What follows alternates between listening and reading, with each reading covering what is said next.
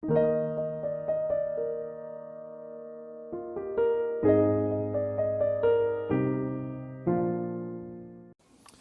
nós vamos abrir a palavra, irmãos, em Êxodo, no capítulo 14. Êxodo, capítulo 14, vamos dar continuidade às exposições do livro. Hoje,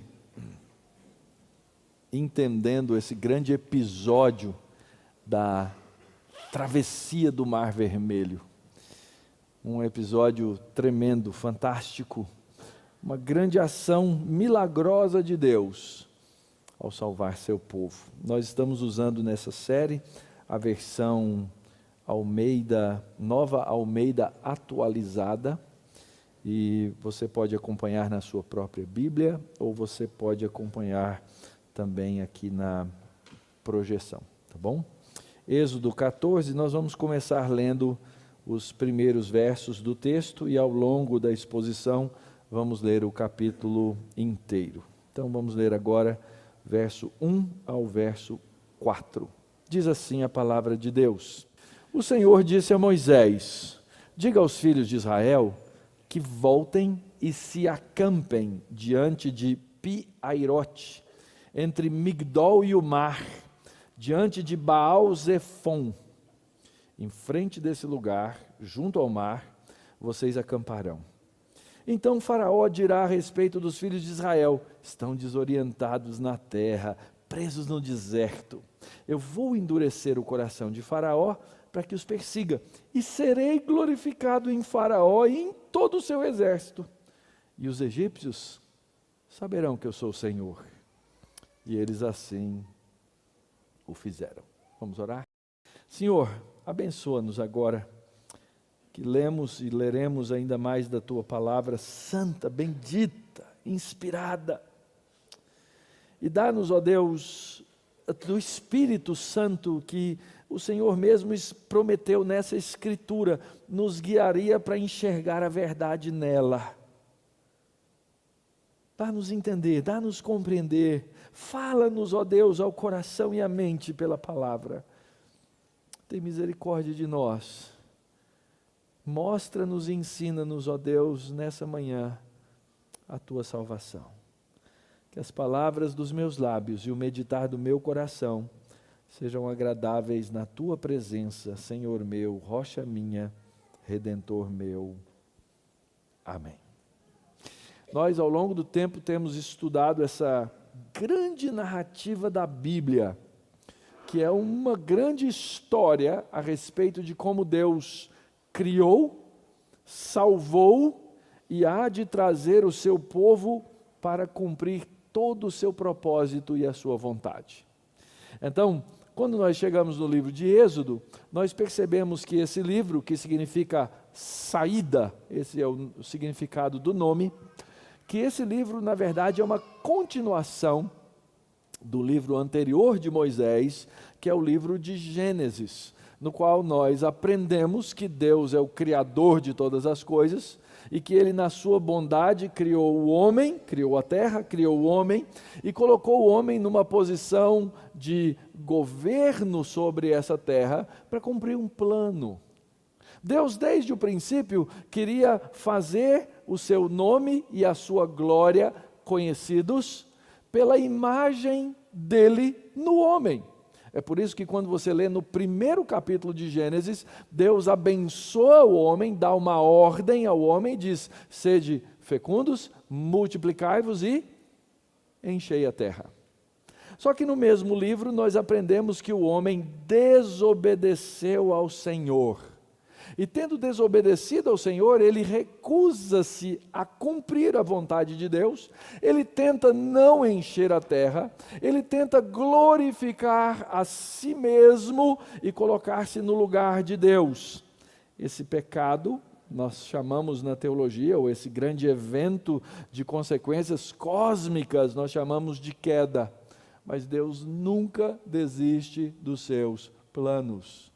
Deus nunca desiste dos seus planos. E por isso então Deus traz à história o seu projeto de redenção, o seu projeto de salvação, a maneira como Ele pretende resgatar o homem do seu estado de miséria, do seu estado de pecado, do seu estado de queda, para que o homem possa cumprir o plano dele desde o começo, que é glorificar o seu próprio nome.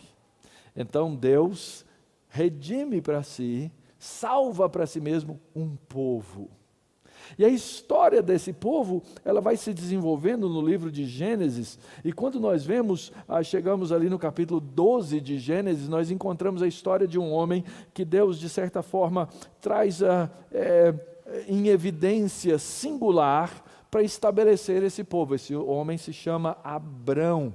Deus toma esse homem, faz promessas a Abraão, promete a Abraão uma grande semente, que ele vai ter muitos filhos e que os filhos de Abraão vão cobrir a terra da imagem de Deus. Que plano fantástico! Mas quando a gente olha para os planos de Deus, e porque Deus é todo-poderoso, e porque Deus faz milagres, a gente acha que Deus vai realizar todos os seus planos assim, como Ele fez lá na criação, ao criar todas as coisas. Mas Deus nos surpreende. Os planos de Deus, eles levam tempo para se desenvolver. Do meio dos filhos de Abraão, vem um que Deus faz também a ele promessas, chamado Jacó. E a gente vê que na história de Jacó encontramos muitas sombras, muitas nuvens, muitos pecados, muitas traições. E do meio da família de Jacó, Deus levanta um dos seus filhos, para que no futuro venha salvar a sua própria família e desenvolver através das ações dele os seus planos. É assim que um dos filhos de Jacó, chamado José, vai parar na terra do Egito. Se torna um grande governador, um homem de grande poder. Surge uma grande fome na terra. E Deus usa então a posição na qual José se encontra para trazer a sua família para dentro do Egito, para que também aquela família não seja consumida pela morte naquela grande fome. A narrativa diz que o tempo passou, José morreu, levantou-se um outro rei no Egito, que eles tinham o título de Faraó, e esse faraó não conhecia José, e o que aconteceu? Aconteceu que aquele povo começou a ser oprimido pelo rei do Egito, chamado ou conhecido pelo título de Faraó. Só que em todas as circunstâncias, Deus faz cumprir o seu plano. E a Escritura diz que lá no meio do Egito, aquele povo cresceu, se multiplicou e encheu a terra do Egito. Lembra? Eu acabei de citar Gênesis capítulo 1. O plano de Deus qual era? Sede fecundos, multiplicai-vos, enchei a terra, sujeitai e dominai. O rei do Egito começou a olhar aquele povo crescer e começou a ficar preocupado. Eles vão nos dominar. E eram duas etnias, e eram duas sementes, e eram dois povos, e esse povo descendente, ou o povo de Faraó, ele viu ou enxergou o povo de Deus como seu inimigo, e começou a oprimir o povo de Deus, vendo o povo de Deus como uma ameaça, começou a praticar no meio do povo de Deus uma espécie de genocídio, matar os seus filhos. Ele começou com uma tática mais ou menos, disse para as parteiras, no Egito, isso já está na história de Êxodo, disse para as parteiras, olha, vocês, quando nascerem um menino, matem. As parteiras, entendendo que aquilo não era a verdade ou o melhor, elas simplesmente começam a deixar que os meninos cresçam. Faraó se enfurece, a ponto de Faraó multiplicar a sua tática, dizer, olha, achou um menino que veio de Israel, mata. E nós temos que entender, queridos, que nós estamos envolvidos numa guerra, aonde o genocídio, aonde a morte, aonde todas essas coisas que vêm dos inimigos do povo de Deus, querem nos ver desaparecer da face da terra. Nós temos que entender a história de Deus como um todo. Hoje pela manhã me chamou a atenção muito um vídeo, e eu estou acordado já faz bastante tempo, eu estou no fuso horário da Indonésia, então amanhã para mim significa mais ou menos as 3 da manhã. Eu vi um vídeo de um movimento aqui no Chile, nas ruas da capital chilena, de abortistas, na qual elas faziam danças religiosas e simbolicamente queimavam bonecos de bebês no meio daquilo. Pensa numa cena chocante. Mas não tem nada de diferente nessa cena, sabe por quê? Porque nesse tempo, nos tempos bíblicos, em vários momentos, nós encontramos povos que eram inimigos do povo do povo de Deus, que queimavam seus filhos aos seus deuses. Essa guerra, ela sempre aconteceu. E aqui nós encontramos a guerra continuando, escalando de muitas maneiras, a ponto do texto dizer que Deus olha do céu, vê a aflição do seu povo, e Deus então se coloca em ação para salvar, para redimir o seu povo, para livrar o seu povo, e Deus faz isso por meio da palavra e da ação. Deus fala e Deus age. Mas Faraó não amolece seu coração. O texto vai repetir essa expressão de diferentes maneiras, por hora ou por vez dizendo assim, Faraó endureceu seu coração, em outros momentos dizendo assim, e Deus endureceu o coração de Faraó, e Faraó endureceu o seu coração, e nós encontramos esse Faraó querendo dizer o seguinte, eu não vou deixar esse povo sair. Apesar deles parecerem uma ameaça, ou eles serem uma ameaça, se eu conseguir controlá-los, eles vão continuar a ser meus escravos. Eu vou continuar a mantê-los no seu lugar, eu vou ter essa mão de obra barata para construir os meus monumentos, para construir os túmulos que eles tantos prezavam. Deus então manda 10 pragas.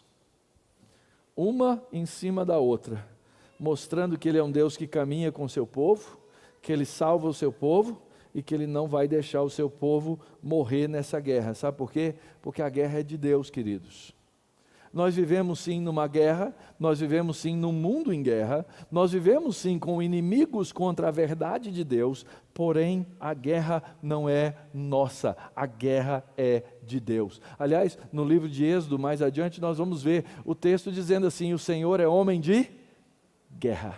Ele é o Senhor que vem para libertar o seu povo.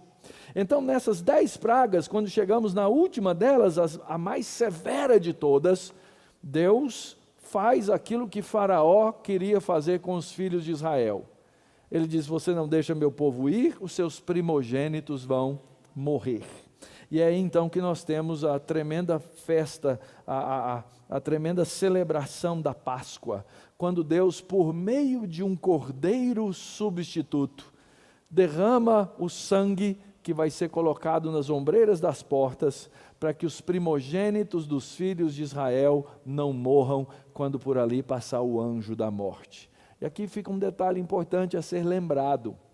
O israelita que não colocasse o sangue nas ombreiras das portas, teria também o seu filho morto. Por quê? Porque a Escritura nos ensina que todos nós somos merecedores da morte. Deus é o Deus da vida e Ele livra da morte aqueles que Ele quer livrar. E finalmente então, quando chegamos no capítulo 13, que antecede ao nosso texto, nós vemos a narrativa de Deus guiando o seu povo pelo caminho. Então nos versos 17 até o verso 22, nós encontramos Deus levando o seu povo, Ele presente no meio do seu povo, através da coluna de nuvem e da coluna de fogo. Diz o verso 21, o Senhor ia adiante deles durante o dia numa coluna de nuvem para os guiar pelo caminho, e durante a noite numa coluna de fogo para os iluminar, a fim de que saíssem ou caminhassem de dia e de noite. Então agora, quando chegamos no capítulo 14, encontramos o povo aonde? Caminhando no deserto, a coluna de fogo e a coluna de nuvem, acompanhando o povo de Deus. Eles já caminhavam por alguns dias, dia e noite. Você pode perguntar assim, mas pastor, como é que eles conseguiam? Eu não sei. A história da caminhada do povo de Deus no deserto é cheia de coisas miraculosas, a ponto de eles terem preservadas as suas roupas e as suas sandálias durante 40 anos. Eu tenho umas camisetas lá que duram uns 5, mas 40 é muito. Deus preserva, são coisas miraculosas que Deus faz. E quando chegamos na nossa narrativa, nesses versos que lemos, Deus fala de uma estratégia muito estranha. Deus fala para Moisés o seguinte: Moisés, fala para o povo que volte. Opa, peraí. A história todinha até agora, 13 capítulos, foi para quê? Foi para eles saírem. E agora o primeiro verbo da ordem de Deus, no versículo 2, ele diz, diga a eles que voltem. Não faz sentido, faz? Nem sempre as estratégias de Deus fazem sentido. Eles estavam caminhando rumo a uma terra prometida, Deus manda eles fazerem uma volta e se colocarem numa posição que nenhum estrategista militar diria para qualquer povo fugindo de um exército inimigo fazer.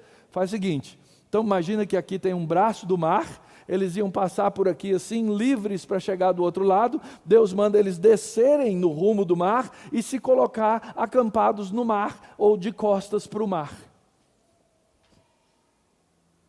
Qualquer um olhando aquilo ia falar assim, estão pedindo para morrer. E Deus dá os detalhes, vão aí nesses lugares todos, nós não temos certeza exata onde são esses lugares. A gente vai lá no Egito, visita os lugares, diz assim, ó, isso aqui é possível, mas certeza a gente não tem. Mas Deus dá toda essa instrução. Olha só a estratégia de Deus, verso 3. Então, Faraó dirá a respeito dos filhos de Israel. Como é que Faraó ia dizer? Ora, Faraó era um grande rei, e ele tinha, obviamente, suas torres de comando, seus acampamentos militares em vários lugares, e certamente na saída do povo do Egito, ele tinha gente meio que abiscoitando, essa expressão que a gente fala lá na minha terra, olhando o que eles estavam fazendo nesse processo. Eram espias. E aí então Deus fala assim, ó, dá uma volta, para lá no mar, e Faraó vai olhar, estão desorientados na terra, vou pegá-los. Porque lembra, primeiro pedido, era um pedido de sair por 3 dias e voltar. E agora esse povo sabe que não vai voltar. E Faraó está de olho nesse povo, ele olha aquele movimento estranho, tão desorientados, estão presos no deserto. E aí Deus diz, eu vou endurecer o coração de Faraó, Deus já tinha feito isso várias vezes, para que persiga o povo, e eu serei glorificado em Faraó e no seu exército, e os egípcios saberão que eu sou Jeová. Estratégia de Deus não é a nossa estratégia. Porque Deus consegue ver o mapa da guerra de uma perspectiva, e Ele tem um poder para agir sobre essas coisas, porque a batalha é dEle, a guerra é dEle, Ele é o Senhor de toda a terra, Ele é o Senhor de todos os povos, Ele é o Senhor todo-poderoso, e Ele ama a sua glória. Então a estratégia de Deus, por mais estranha que pareça, ela é desenhada para glorificar o nome de Deus. E eu serei glorificado em Faraó e todo o seu exército. Deus faz assim, queridos. Eu fico olhando aqui da minha perspectiva humana a guerra e eu estou envolvido nelas. Nós estamos envolvidos em guerras espirituais. Nós estamos envolvidos na missão de Deus. Nós estamos envolvidos no trabalho de Deus. Eu não sou capaz de perceber aonde Deus vai me levar. E às vezes os caminhos da estratégia de Deus são invisíveis, imperceptíveis, até na sua lógica para nós. O que Ele quer da gente?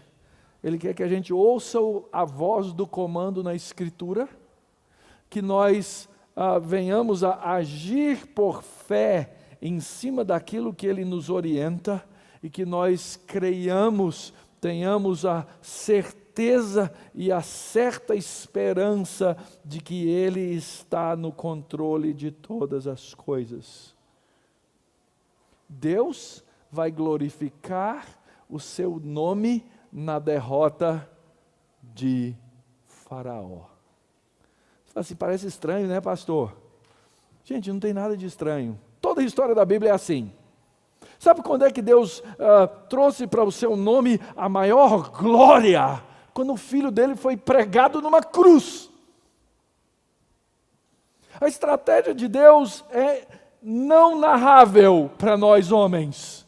Só depois que Ele mostra é que a gente olha para trás e fala, esplêndido, tremendo, fantástico, aquilo que Ele faz. Mas nenhum de nós seria capaz de pensar que Deus faz as coisas dessa maneira. Que Ele seria capaz de trazer glória ao nome dEle por meio do inimigo dEle e do povo de Deus mordendo o calcanhar do seu filho para morrer na cruz. Então, se tem coisa estranha acontecendo na sua vida, coisas que você não está entendendo por que Deus está orientando e deixando acontecer, saiba de uma coisa, as estratégias de Deus não são como as nossas estratégias, a nossa lógica não alcança a lógica das coisas perfeitas de um Deus que enxerga a história como um todo. O que Ele quer de você? O que Ele quer de mim? O que Ele quer da Igreja Presbiteriana da Barra Funda? O que Ele quer da igreja onde você está? Que nós confiemos nele. Essa é a primeira lição que precisamos aprender aqui. Uma segunda lição importante continua no texto. Verso 5, vamos ler. Sendo, pois, anunciado ao rei do Egito que o povo fugia, mudou-se o coração de Faraó e dos seus oficiais contra o povo e disseram, que é isso que fizemos permitindo que Israel nos deixasse de servir? E Faraó aprontou o seu carro de guerra e levou consigo o seu povo. Levou também 600 carros de guerra escolhidos e todos os outros carros de guerra do Egito com capitães sobre eles. Normalmente um desses carros de guerra, ele carregava 3 pessoas. Alguém de um comando maior e 2 de comando menor, para acompanharem. 600 carros, alguns milhares de pessoas, fora os que estavam a pé, caminhando com aquele exército. Quando Faraó ouviu dos seus espias que o povo fugia como? Ele não deixou o povo ir? Deixou, mas lá na cabeça dele, lá no fundo, ele pensava assim, bom, eles vão voltar daqui 3 dias. Se bem que ele já tinha até dito, eu não quero nunca mais ver a cara de vocês. Mas quem é que quer perder mão de obra? Quem é que ia continuar a construir as obras faraônicas? Eles caíram na real e falaram assim, nós somos trouxa. A gente deixou esse povo sair. Que é isso que fizemos? Então Faraó apronta o seu carro, organiza o seu exército, e lembra, era um grande povo caminhando no deserto. E agora quem vai sair correndo atrás desse povo depois de alguns dias de caminhada é um exército treinado supostamente, com seus oficiais, com a sua organização, com seus animais, com seus cavalos, com suas armas de guerra e assim por diante. E a lição que aprendemos aqui, meus irmãos, é que o inimigo do povo de Deus não desiste. Vou mais uma vez falar bem claro aqui, Faraó, nesse texto, representa Satanás. Ele é o inimigo do povo de Deus, que odeia o povo de Deus. E ele não desiste. Hoje, no dia em que nós vivemos, ele ainda não desistiu, apesar da sua contada derrota. A Escritura diz que esse inimigo, ele se disfarça, ele faz de tudo para enganar o povo de Deus, de alguma maneira, faria e enganaria, segundo a própria Escritura, até os eleitos, se possível fosse.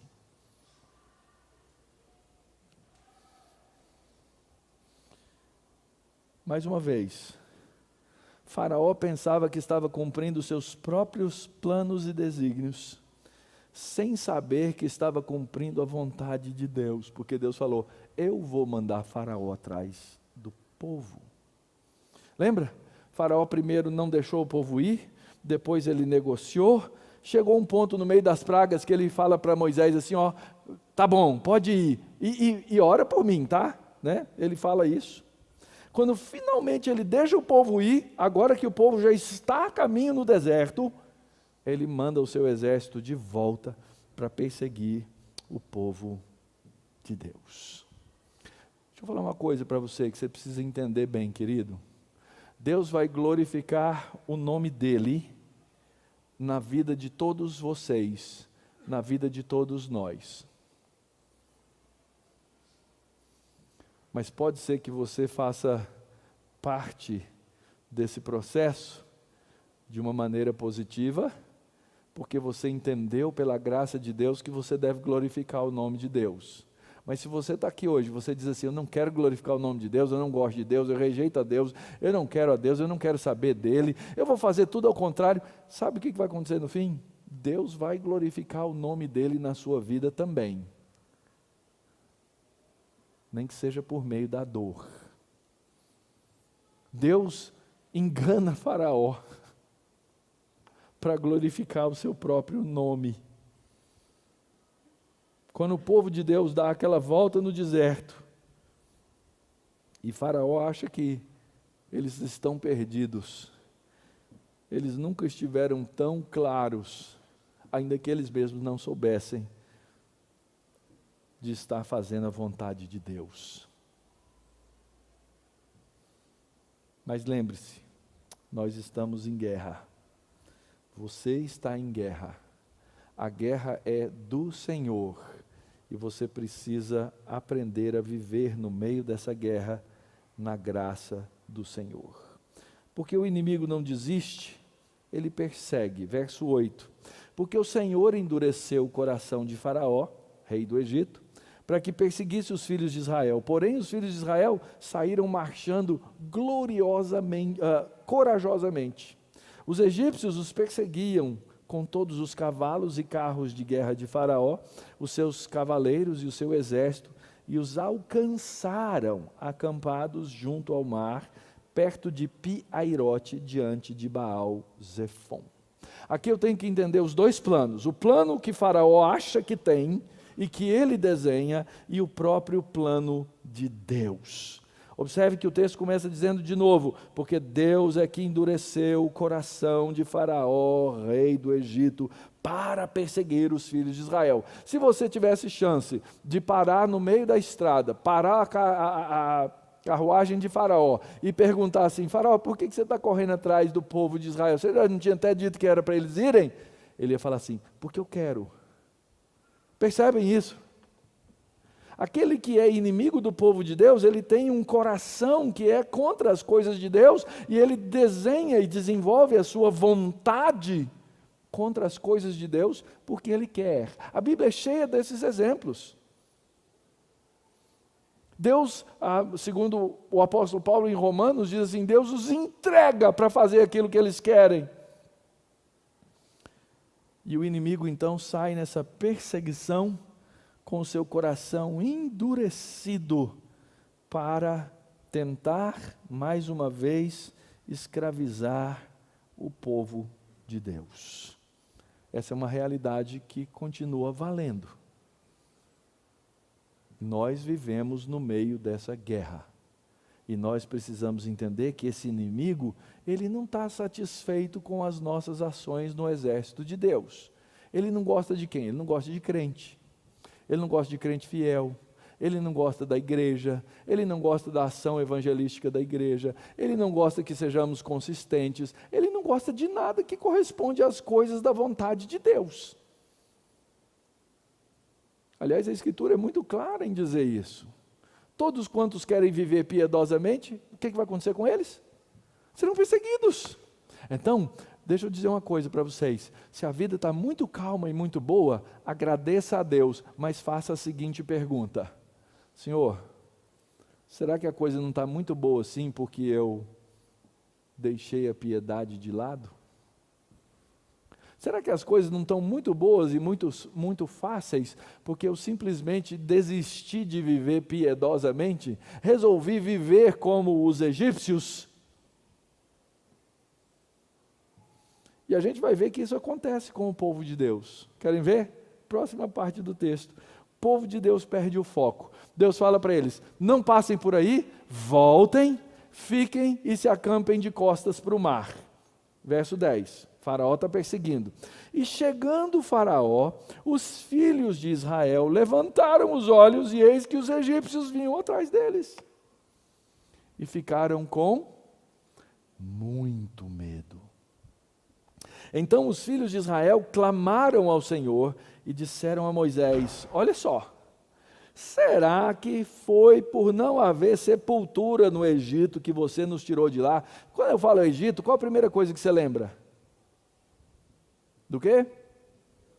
Pirâmides. Pirâmides era o quê? Sepulturas. Eles estavam céticos, irônicos. Palhaçada, Moisés, será que não tem sepultura suficiente? Você tirou a gente de lá agora para morrer aqui na beira do mar? Será que não, por não haver sepulturas no Egito, é que você nos tirou de lá para nós morrermos nesse deserto? O que foi que você fez conosco tirando-nos do Egito? Não foi por isso que dissemos a você no Egito: deixe-nos em paz, para que sirvamos os egípcios? Pois teria sido melhor para nós servir os egípcios do que morrer no deserto. Que coisa triste isso aqui, irmãos. É alguém dizendo: eu amo a escravidão, porque ela me traz alguns confortos.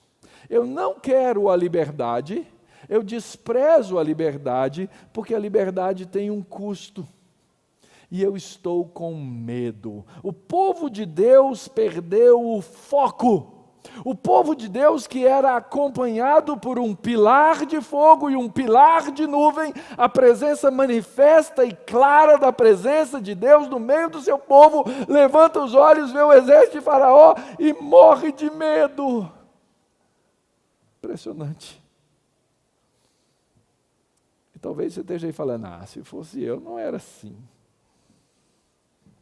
Desculpa, querido. Todos nós somos assim. Nós perdemos o foco. Nós deixamos de olhar para o lugar certo. Aliás, tem vários episódios nesses textos que falam assim: olha para o lugar certo. Lembra quando o povo, isso vai ser lá no livro de Números, quando o povo foi picado pelas serpentes? Não parece esquisito que Deus tenha ordenado que Moisés fizesse um poste com forma de serpente e dissesse: levanta esse poste, quem olhar para o poste vai ser curado da picada da serpente? Parece estranho, não é? Pensa que você está num lugar cheio de serpente e você quer se livrar da picada da serpente. Você vai olhar para onde? Para cima ou para baixo? Você vai olhar para baixo. Deus fala assim: tira o olho da serpente, tira o olho do capeta, tira o olho do Faraó, tira o olho desse exército e olha para mim. Olha para mim. Mas o povo aqui perdeu-se. O que acontece quando a gente olha para o lugar errado com a perspectiva errada? Exatamente isso. Nós voltamos a gostar, a apreciar aquele estado de morte do qual nós fomos tirados. Pastor, mas eu não faço isso não. Faz. Sabe por que eu sei que você faz? Porque você peca. E Deus mandou o Filho dele morrer na cruz e salvar você para que você fosse livre. E de vez em quando, ou muitas vezes, você volta para o seu estado de escravidão e pecado, e você fica murmurando igualzinho esse povo aqui, dizendo assim: mas aquelas sepulturas já estavam boas. Aí você olha para alguém que evangelizou você e fala assim: que evangelhozinho, hein? Que evangelho que é esse que chama para você ser livre e sofrer? Esse é o evangelho de Jesus Cristo. Esse é o chamado de Jesus Cristo, que diz: tenham o seu foco em mim. Salmo 106 diz assim: pecamos como os nossos pais, cometendo iniquidade, procedemos mal. E o salmista então vai descrever como a gente peca. Os nossos pais no Egito não entenderam as tuas maravilhas, não se lembraram da multidão das tuas misericórdias, foram rebeldes junto ao mar, o Mar Vermelho. Mas Deus os salvou por amor do seu nome, para lhes revelar o seu poder. Repreendeu o Mar Vermelho, ele secou e ele os fez passar pelos abismos como por um deserto. Querido, a lição aqui é simples. Eu disse aqui agora há pouco, o que a gente vem fazer aqui no domingo? A gente vem recontar a história da redenção.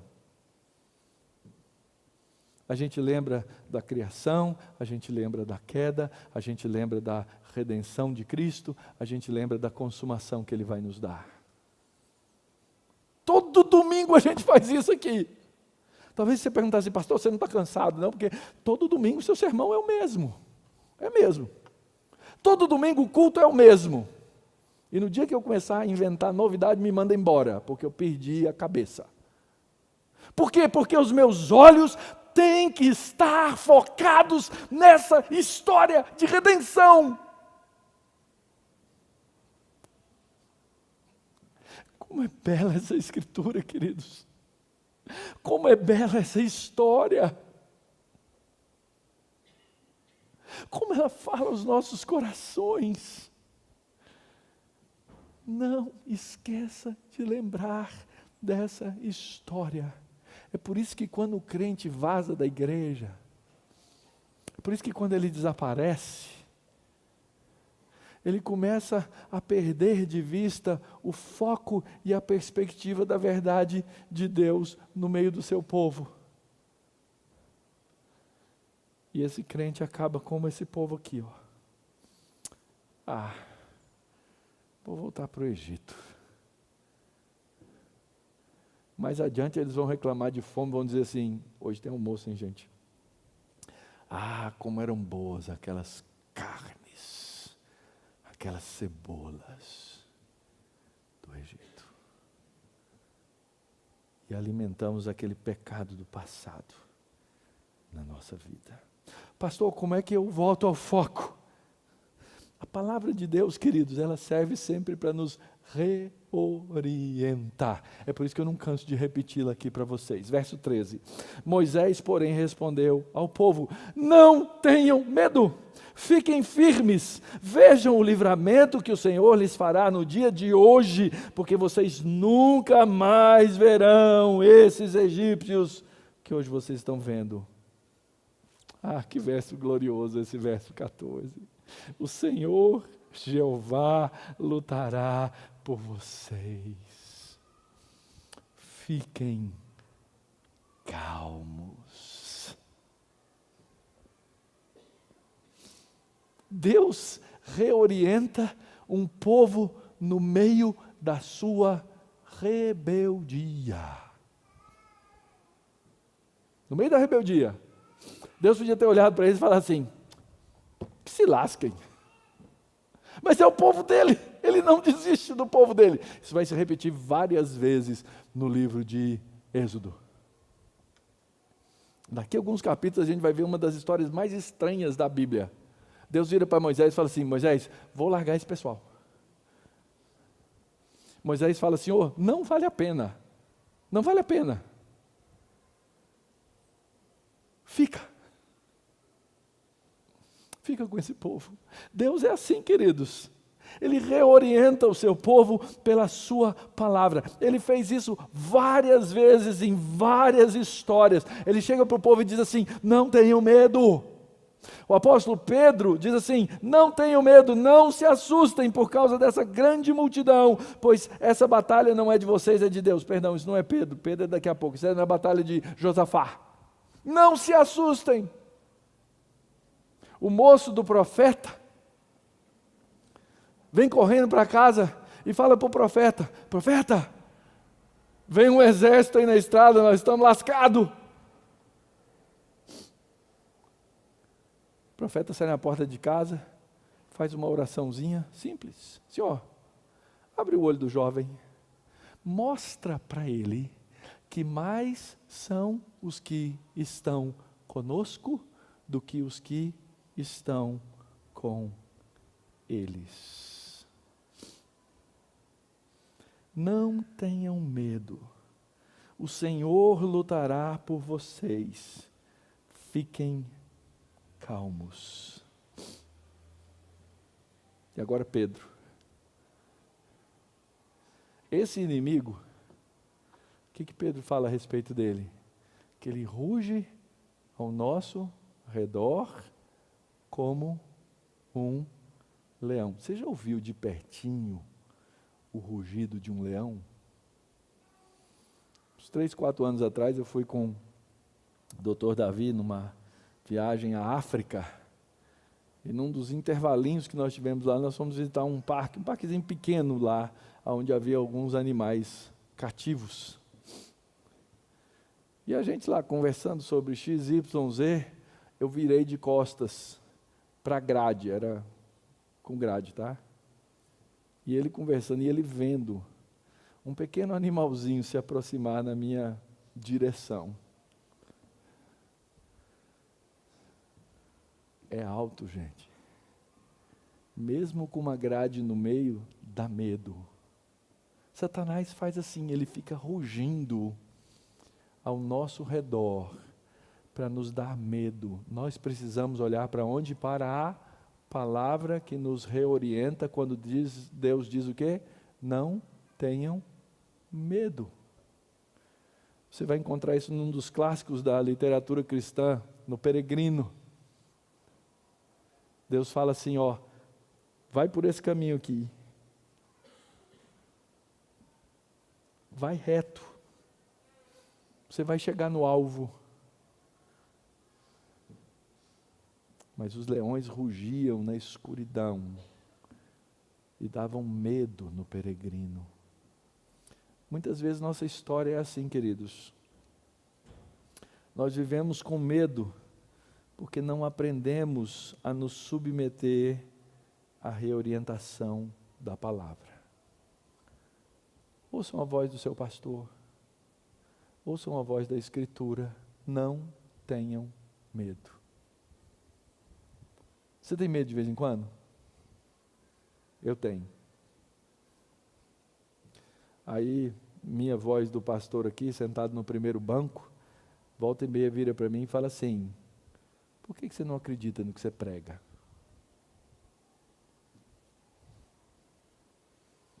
Porque eu tenho medo. Você tem medo. Nós precisamos da reorientação da palavra de Deus. Vamos caminhar, né? Verso 15. O Senhor ordena para a sua própria glória. Verso 15 diz assim: por que você está clamando a mim? Diga aos filhos de Israel que marchem. E você levante o seu bordão, estenda a mão sobre o mar. As águas se dividirão para que os filhos de Israel passem pelo meio do mar em seco. Eis que eu vou endurecer o coração dos egípcios, para que venham atrás de você e entrem no mar. E eu serei glorificado em Faraó, em todo o seu exército, nos seus carros de guerra e nos seus cavaleiros. E os egípcios saberão que eu sou o Senhor, quando for glorificado em Faraó e nos seus carros de guerra. Tem hora, gente, que a gente fica igual o povo de Israel. Primeiro a gente perde o foco. Aí a gente começa a murmurar. Quando Deus está dizendo para a gente simplesmente essas mesmas coisas, continue marchando. Continue marchando. Olha só, ele diz assim, por que vocês estão clamando? Diga aos filhos de Israel que marchem.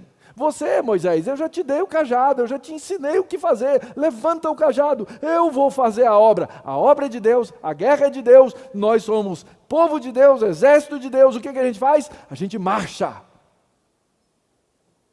a gente caminha, a gente faz as coisas de Deus, a gente enfrenta as pequenas batalhas do dia a dia, a gente combate a mentira, a gente combate o pecado na nossa vida, a gente trata bem os outros, a gente pega a palavra, aplica a palavra, uns para com os outros, marchando.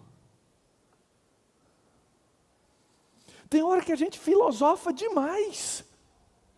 Deus aqui está dizendo, para de murmurar e marcha.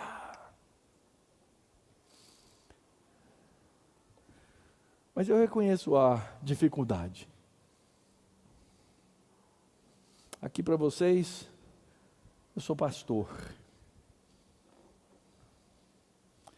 E às vezes, sabe qual que é o meu pecado? Eu fico perguntando o que Deus quer que eu faça, quando eu já sei o que Ele quer que eu faça. E quando eu fico perguntando para Deus o que eu devo fazer, quando Ele já me disse, eu fico travado. Então, cabe a nós a tarefa de marchar nas coisas de Deus, de acordo com a orientação da palavra de Deus. Se você quer saber mais sobre o assunto, depois do culto, vocês perguntam para o reverendo Heber, que escreveu um livrinho exatamente sobre esse tema. Eu espero estar falando de acordo, viu, pastor? Como discernir o que Deus quer que eu faça? E muitas vezes Deus quer simplesmente que eu cumpra aquilo que Ele já ensinou na palavra dEle, para que o nome dEle seja glorificado. Sabe quando o nome de Deus é glorificado, meu irmão? Quando você encontra uma dificuldade e você fala a verdade. Quando você tem que superar um obstáculo, e sim, você se esforça por fazê-lo, sabendo que Deus está na frente. O fato é que Deus aqui fez uma promessa. Ele falou assim, Moisés, levanta o cajado, eu vou abrir o mar, vocês vão passar com os pés secos, e os egípcios vão se afogar. A história de Êxodo tem muita teoria por cima dela. Essa história é contada em muitos livros. Uma das traduções e uma teoria é sobre, na verdade, o povo não ter atravessado o Mar Vermelho, que é o grande mar que tem ali naquela região, mas que eles teriam atravessado um mar de juncos, que era um lugar meio pantanoso, com juncos, e o povo teria atravessado naquele lugar com uma facilidade, e Deus não teria feito um milagre. E conta a história que o pregador estava pregando a respeito, sobre o tema, e o pregador era meio liberal. E aí o irmão na plateia, animado, disse assim, que grande milagre Deus fez. E o pastor, com essa ideia de que não havia sido grande milagre, que eles tinham atravessado num mar raso de juncos, disse assim, não se engane, eles atravessaram numa pocinha d'água lá no mar de juncos. E o irmão gritou assim, que grande milagre Deus fez, matou o exército de Faraó em 15 centímetros d'água. Deus age miraculosamente, irmãos. Nós precisamos entender que Ele faz isso para a glória do seu próprio nome. Olha só como Ele age, verso 19. Então o anjo de Deus que ia diante do exército de Israel se retirou, passou para trás deles, e também a coluna de nuvem se retirou de diante deles e se pôs atrás deles. Ia entre o exército dos egípcios e o exército de Israel. A nuvem era escuridão para os egípcios, mas iluminava a noite para o povo de Israel. E assim que durante toda a noite os dois exércitos não puderam se aproximar. Vamos imaginar a cena aqui. O povo de Deus, os milhares que chegaram à beira do mar, estavam ali acampados. De repente vem chegando o exército de Faraó. E eles vão vendo e ficando com medo, ficando com medo, ficando com medo. Porque o exército se aproximava. Eles reclamam com Moisés. E eles tinham o quê? Eles tinham a nuvem, o pilar e o pilar de fogo. Mais adiante a gente vai entender que essa nuvem protegia eles do sol durante o dia e permitia o pilar de fogo que eles caminhassem durante a noite. Deus pega esses dois elementos sobrenaturais e miraculosos e coloca atrás do povo. Um atrás do outro. Primeiro, a nuvem, que fazia com que o exército de Faraó ficasse na escuridão e no breu absoluto. E na frente o pilar de fogo, que fazia o quê? Luz para o povo de Israel. Deus fez o quê? Cegou os olhos dos egípcios e iluminou o caminho do seu povo, abriu o mar, e lá vem o povo atravessando. As expressões do texto são muito fortes, dizendo, eles atravessaram de pé seco, atravessaram com tudo que eles tinham, aquele braço do mar, e esse anjo do Senhor é que fez essas coisas, porque Deus age. Quando é que o anjo do Senhor apareceu antes no texto de Êxodo? Lembra? Na sarça ardente, trazendo luz a Moisés, e na 10ª praga, trazendo morte aos primogênitos. Deus agindo. Ora, o povo de Israel passa a pé seco. Esse ato de Deus protege o povo de Deus e faz com que eles sejam salvos. E nós temos que entender uma coisa aqui da literatura bíblica. Quase sempre que o mar é colocado, em vários textos de Apocalipse, etc., o mar é um lugar de juízo. Lá no livro de Apocalipse, isso fica muito claro. E Deus fala assim, eu quero que vocês passem no meio do mar. E eles deviam estar com medo. Mas era ou o medo dos egípcios, ou o medo do mar. Deus abre o mar para que eles passem. E aí então, essa foi uma caminhada que durou um grande tempo. Durante toda a noite, os egípcios não conseguiram se aproximar do povo de Deus. E como é que Deus então finalmente os redime? Verso 21. Então Moisés estendeu a mão sobre o mar, e o Senhor, por um vento leste que soprou toda aquela noite, fez com que o mar se retirasse, tornando-se terra seca. As águas foram divididas, os filhos de Israel entraram pelo meio do mar em seco, e as águas foram qual muralha à direita e à esquerda. Moisés obedece, o povo obedece, e o povo então marcha. Deus é aquele que é capaz de tornar o mar em terra seca. Tem várias histórias egípcias, inclusive, dos deuses egípcios tentando manipular as águas. Parece que aqui o autor faz até uma ironia com aquelas sagas e histórias egípcias.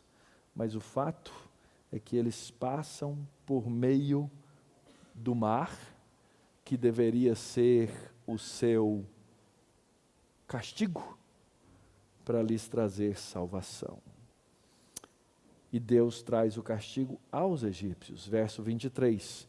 Os egípcios que os perseguiam entraram atrás deles, todos os cavalos de Faraó, os seus carros de guerra e os seus cavaleiros, até o meio do mar. Na vigília da manhã, que é entre 2 e 6 da manhã, o Senhor, na coluna de fogo e de nuvem, viu o acampamento dos egípcios e criou alvoroço no acampamento dos egípcios. Emperrou as rodas dos carros dos egípcios, fazendo com que andassem com dificuldade. E então os egípcios disseram, vamos fugir, Vamos fugir da presença de Israel, porque Jeová está lutando por eles contra os egípcios. A guerra é de quem? A guerra é de Deus. O inimigo percebe isso. O inimigo enxerga essas coisas. Deus emperra a roda dos carros. Deus impede os intentos malignos dos homens. Deus faz um vento que abre o mar para que o seu povo atravesse. Deus coloca as nuvens entre o exército de Faraó e o exército do povo de Deus, que é o povo de Deus que marcha. Deus olha do céu e traz a sua providência. Deus traz o pânico sobre os egípcios. Deus faz todas essas coisas. Ele que faz. O que eu tenho que fazer então, pastor? Confia nele, não tenha medo. E o resultado, queridos, é esse. Verso 26.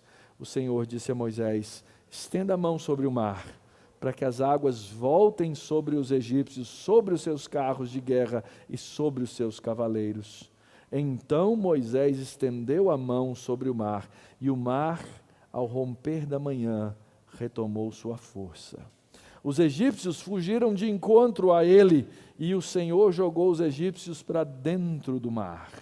Pensa bem, eles estavam indo atrás, o mar estava aberto, eles estavam indo atrás do povo de Deus, que estava chegando do outro lado.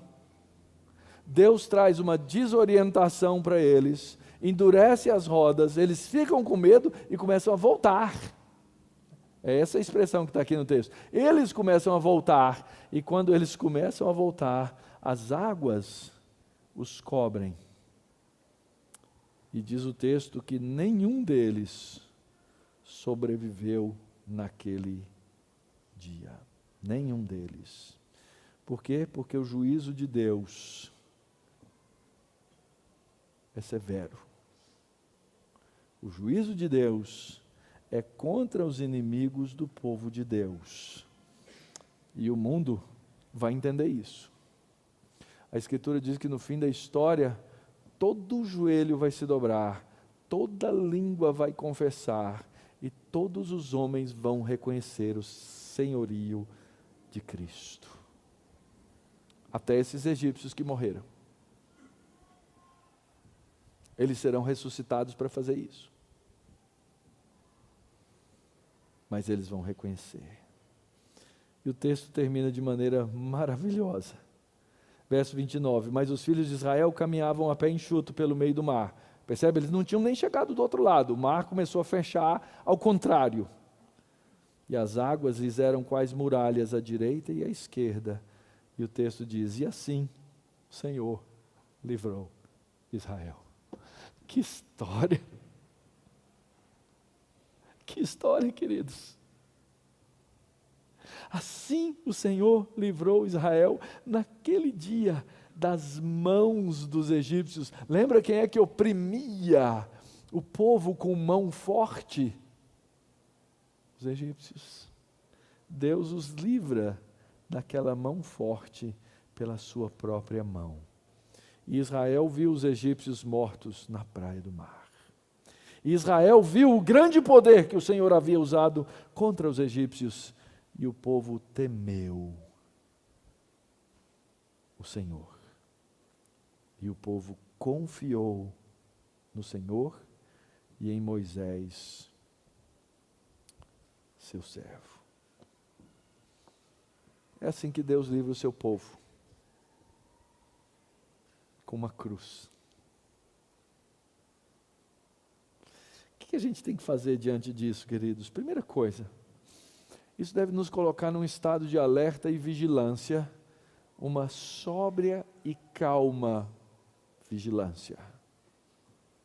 As armadilhas de Satanás, os planos de Satanás, as coisas de Satanás, elas não devem ser aquelas coisas que orientam a nossa vida. Deus diz assim, não tenham medo, fiquem calmos, eu sou o Senhor da guerra. Mas por outro lado, eu tenho que entender que eu estou na guerra. Que existe sofrimento. Que existe dor. Mas eu preciso confiar absolutamente nele. Voltando a Pedro, capítulo 5, verso 8. Sejam sóbrios e vigilantes. O inimigo de vocês, o diabo, anda em derredor como um leão que ruge, procurando alguém para devorar. Resistam-lhe firmes na fé, certos de que os irmãos de vocês, espalhados pelo mundo, estão passando por sofrimentos iguais aos de vocês. E o Deus de toda graça, que em Cristo os chamou para a sua eterna glória, depois de vocês terem sofrido por um pouco, Ele mesmo irá aperfeiçoar, firmar, fortificar, fundamentar vocês. Louvem a Deus, a Ele seja o domínio para sempre. Não se confundam com as estratégias do inimigo. Confiem nas estratégias de Deus. Lembra? A estratégia de Deus é a cruz. Quando você estiver perturbado, com dúvida, olhe para a cruz, olhe para Cristo. O Novo Testamento compara a cruz de Cristo àquela cobra lá no deserto que foi levantada, que Deus mandou Moisés levantar. Olhe para a cruz, querido. Olhe para Cristo. Olhe para a obra e para a redenção, para o sangue que Ele derramou.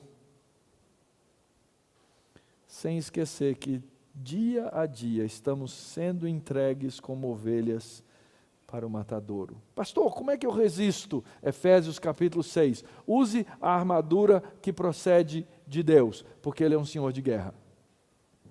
O que Paulo diz lá na armadura de Deus? Você tem que usar o quê? A espada do Espírito, a Escritura, o capacete da salvação. Todas essas coisas, meu irmão, leia a sua Bíblia, aprenda com a Bíblia sobre a armadura que procede de Deus, para que você possa passar o dia mal e sair inteiro do outro lado. Tenha a perspectiva correta na batalha. Nossa luta é por fé, não por vista.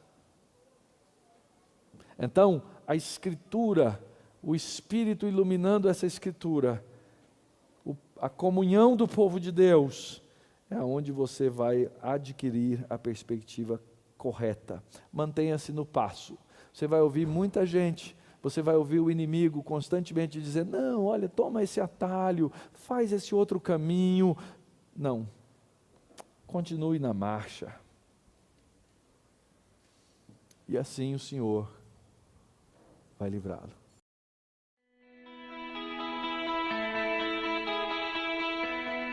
Não esqueça de deixar o seu like no vídeo, se inscreva em nosso canal e ative o sininho para receber a notificação dos novos vídeos.